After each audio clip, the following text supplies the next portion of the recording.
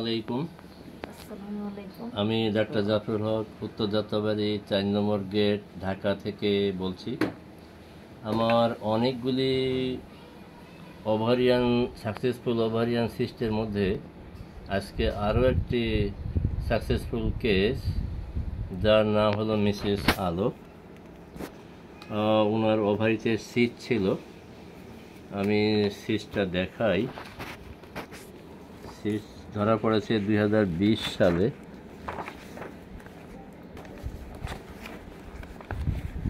এই যে নাম আলো,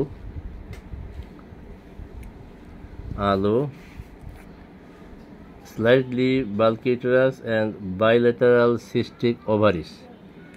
এই যে সিস্টিক অ্যাপিয়ারেন্স রাইট ওভারিতে ছিল 2.6 and 2.3 সেন্টিমিটার, and left ওভারিতে ছিল 1.9 into 2.5 সেন্টিমিটার। তো আমার এখানে চিকিৎসা শুরু হয়েছে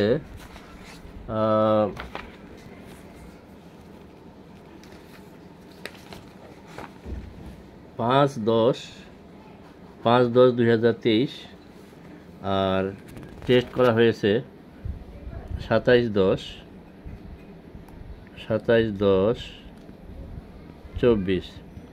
দ্যাট মিন্স 7 মাস। এই যে লাস্ট তার আলট্রাসাউন্ড রিপোর্ট, এই যে দেখা যাচ্ছে 27/10, এখানে ধরো 27/10/2024। নাম হলো আলো, এই যে আলো।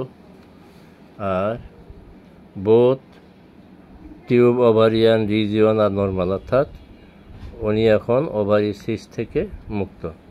তা আমি এখন স্বয়ং মিসেস আলো, তার সাথে কথা বলবো।